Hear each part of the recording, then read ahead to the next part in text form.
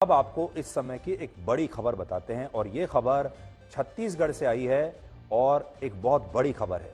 अब से कुछ देर पहले ईडी ने एक प्रेस रिलीज जारी करके यह बताया है कि उसने छत्तीसगढ़ के भिलाई से एक व्यक्ति को गिरफ्तार किया है जिसका नाम है असीम दास। इस व्यक्ति के पास से ईडी को 5 करोड़ 39 लाख रुपए कैश में बरामद हुए और उसने ईडी को पूछताछ में बताया कि यह सारा पैसा वो छत्तीसगढ़ के मुख्यमंत्री भूपेश बघेल को चुनावों के लिए देने वाला था, जो छत्तीसगढ़ के चुनाव में कांग्रेस पार्टी के चुनाव प्रचार के लिए ये इस्तेमाल करने वाले थे। जहां इसी महीने आप जानते हैं 7 और 17 नवंबर को वोटिंग होनी है और ये पैसा चुनाव में इस्तेमाल करने के लिए भेजा जा रहा था।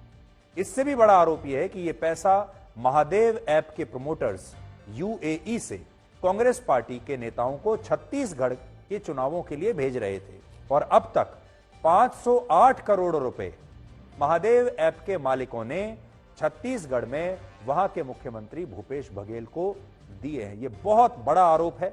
ये महादेव ऐप आप जानते हैं, हमने कई बार पहले दिन ही महादेव ऐप के बारे में आपको बताना शुरू किया था कि कैसे उन्होंने मनी लॉन्ड्रिंग की है और कैसे ये एक जूस वाला आदमी था जो एक जमाने में छत्तीसगढ़ में जूस का छोटा सा काउंटर लगाता था और आज वो सैकड़ों हजारों करोड़ रुपए का मालिक है क्योंकि उसके पास ये बैटिंग ऐप है।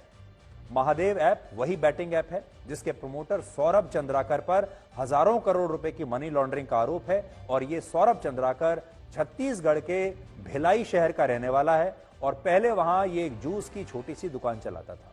बाद में इसने गैर कानूनी तरीके से एक गैर कानूनी बैटिंग ऐप का बिजनेस शुरू किया और ये भिलाई से फिर दुबई चला गया और वहां से अब ये इस बैटिंग ऐप का बिजनेस कर रहा है, सैकड़ों हजारों करोड़ रुपए कमा रहा है। इसकी पार्टीज में बॉलीवुड के बड़े बड़े स्टार्स दिखाई देते हैं, बॉलीवुड के बड़े बड़े गायक और फिल्म स्टार्स वहां नाचने के लिए आते हैं। इसकी शादी में भी बॉलीवुड की तरफ से बहुत सारे लोग गए थे पैसा लेकर।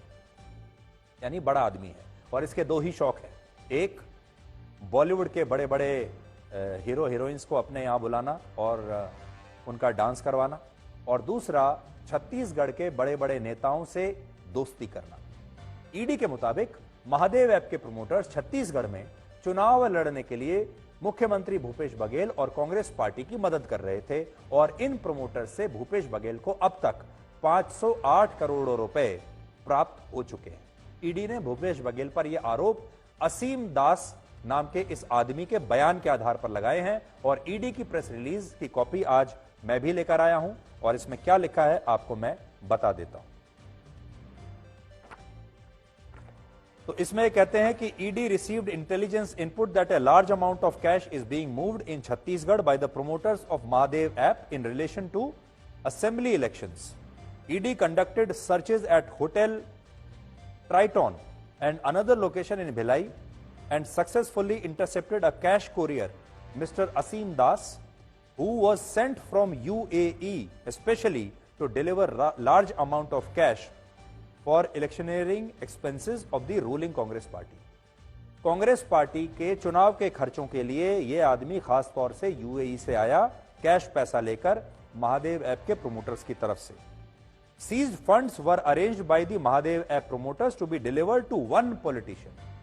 तो ये जो सारा पैसा था वो एक नेता को डिलीवर होना था और उस नेता का नाम है बघेल।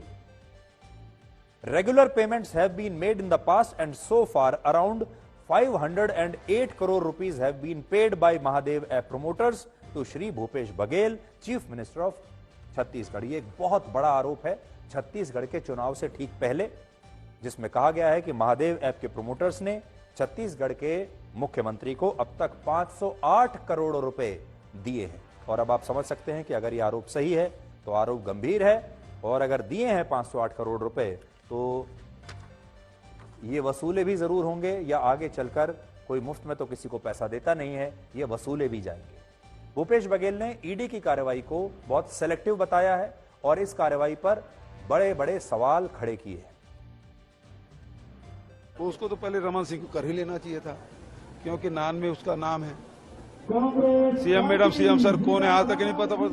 पनामा में अभिषेक सिंह का नाम है, क्यों उसकी जांच नहीं हो रही है।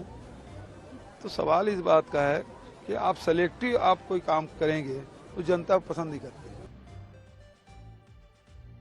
तो भूपेश बघेल और कांग्रेस के जो तमाम नेता हैं वो ये कह रहे हैं कि हमें सेलेक्टिवली निशाना बनाया जा रहा है सिर्फ इसलिए क्योंकि हम चुनाव जीत रहे हैं, इसलिए अब जो सरकार है मोदी सरकार वो हमें इस तरह से परेशान कर रही है।